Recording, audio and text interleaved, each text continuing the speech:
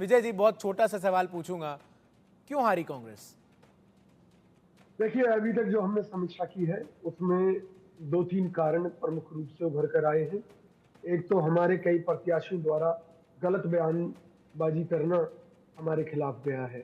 ठीक है। हमारे एक पूर्व विधायक नीरज शर्मा ने बयान दिया कि 50 लोगों पर एक नौकरी मिलेगी, क्योंकि हुड्डा जी ने उनसे कहा है। यानी कि ये नौकरियां सिफारिश के आधार पर दी जाएंगी। और तो और हमारे एक दूसरे प्रत्याशी लखन कुमार सिंगला, वो तो और 4 कदम आगे बढ़ गए। बोले अगर किसी को 50 नौकरियां देंगे हुड्डा जी, तो मेरे कहने से 100 मिलेंगी, मैं अपने हाथों से ठीक बांटूंगा। है, एक तो गलत ये बयानबाजी जो हो इस गई। तरह की बयानबाजियां हैं, ठीक। इसके अलावा मामन खान का मुद्दा, उसके बयान इस विधानसभा चुनाव में मामन चर्चित खान तो रहे। जीत गए, लेकिन विजय जी मामन खान जीते तो, लेकिन मुस्लिम सीट से ही तो जीते।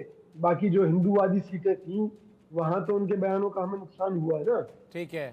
खाली एक मामन खान की जीत से क्या होता है? हम्म। जीतना तो हमें पूरे हरियाणा में होगा, जब भी तो सरकार बनती है। क्यों ठीक। चूक गए हम? तो दो इसके मुद्दे अलावा आपने गिनाए। भीतरघात, इसके अलावा भीतरघात, भीतरघात ऐसी बात नहीं है कि भाजपा में नहीं थी। भाजपा के केंद्रीय मंत्री कृष्णपाल गुर्जर किसी के साथ थे, लेकिन उनके समर्थक कांग्रेस के कैंडिडेटों के साथ थे। लेकिन वहीं लेकिन हमारे फरीदाबाद कांग्रेस में के, कांग्रेस का सुपड़ा साफ कर दिया, फिर भी उन्होंने। अब आप सुन तो लीजिए ना। हाँ। यहाँ पर कांग्रेस के लोगों ने कांग्रेसी उम्मीदवारों को हराने का काम किया। पिछले लोकसभा चुनाव में चौधरी महेंद्र प्रताप सिंह भीतरघात के कारण हारे।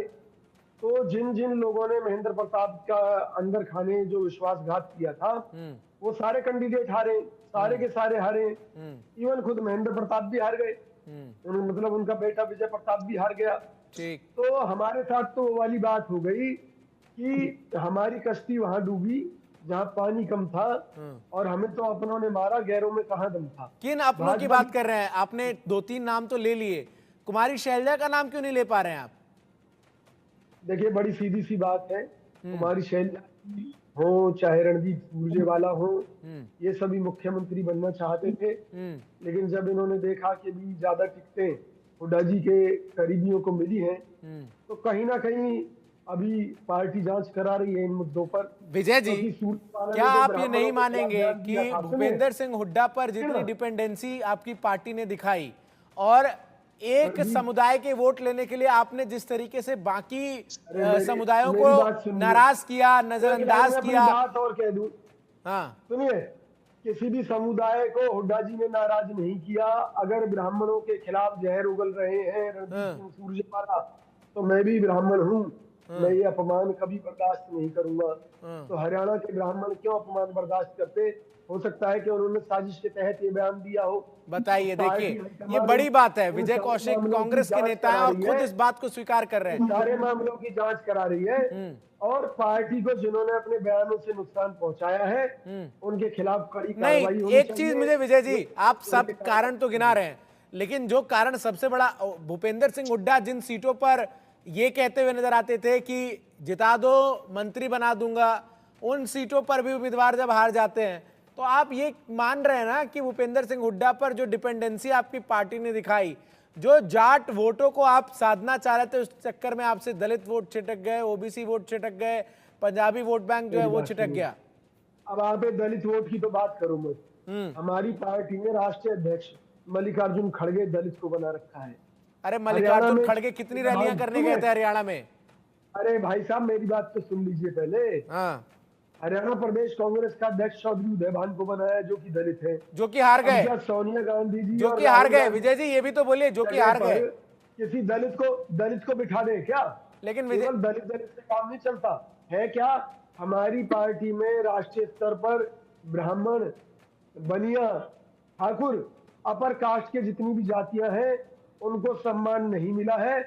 उस सम्मान न मिलने के कारण हमें निचले स्तर पर, चलिए, कम से कम हर आप मोर्चे स्वीकार तो पर कर रहे नुकसान हैं, उठाना सूर्य पड़ा। प्रकाश भी एक दो मिल जाएं, लेकिन सवाल ये है कि जिन जिन सीटों पर राहुल गांधी, प्रियंका गांधी प्रचार करने गए जम्मू कश्मीर में, सब पर जो है परिणाम बिल्कुल विपरीत आए।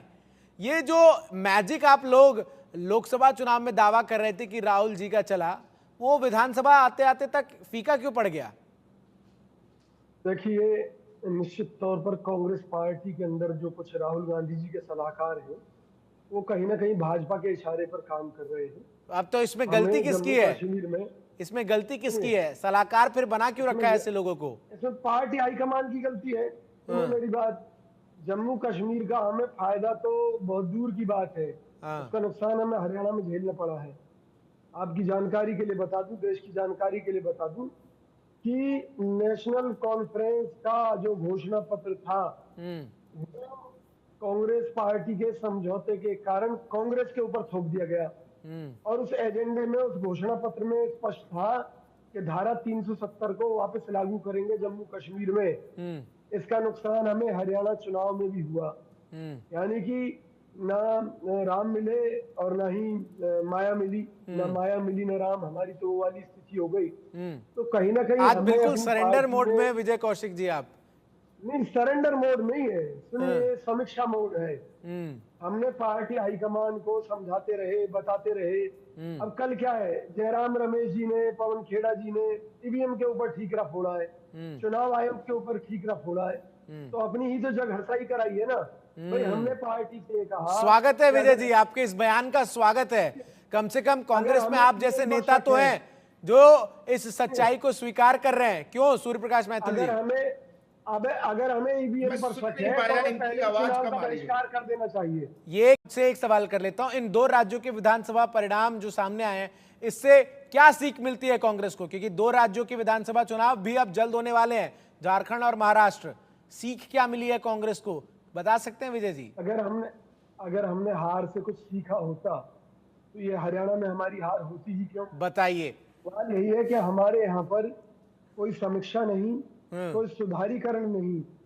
आप ये बताइए, हरियाणा में पिछले 10-15 साल से संगठन नाम की कोई चीज नहीं है। ये तो हुड्डा जी के दम पर हम इतनी सीटें ले आए, वरना तो ये भी ना आती। भाई जब जिस पार्टी में एक मिनट, आप बार बार हुड्डा जी के दम पर ले आए जब कहते हैं, तो दूसरी तरफ तो चर्चा पूरी यही है कि हुड्डा जी ना होते, कोई ऐसा डिक्लेयर्ड चेहरा ना होता, शैलजा को भी जगह दी जाती, सुरजेवाला को भी साथ लिया जाता, तो परिणाम कांग्रेस के पक्ष में होते। विजय जी, जो सुरजेवाला जी कभी ये कहते हैं हरियाणा की जनता के लिए कि भाजपा को वोट देने वाले राक्षस हैं और ब्राह्मणों के ऊपर तमाम तरह की अपमानजनक टिप्पणियां करते हैं, ठीक है, तो आप ये क्या सोचते हैं कि भी अगर सुरजेवाला जी के हाथ में कमान होती तो कितनी सीटें आती? नहीं नहीं, अलग अलग कमान नहीं, किसी को अलग अलग नहीं, साथ रखते सबको। शैलजा का जो बयान सामने आया वो यही कह रही है ना कि एकजुट नहीं रख पाए सबको।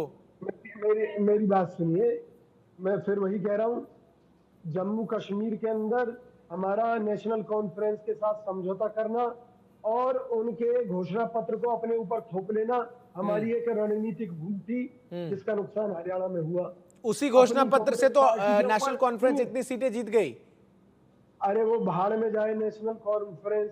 अगर बताइए, अरे आपके सहयोगी हैं, सरकार बना रहे हैं आप उनके साथ, ऐसे तो मत बोलिए। अरे भाई साहब सुनिए ना, हाँ, मुख्यमंत्री उनका बनेगा, हमें क्या है?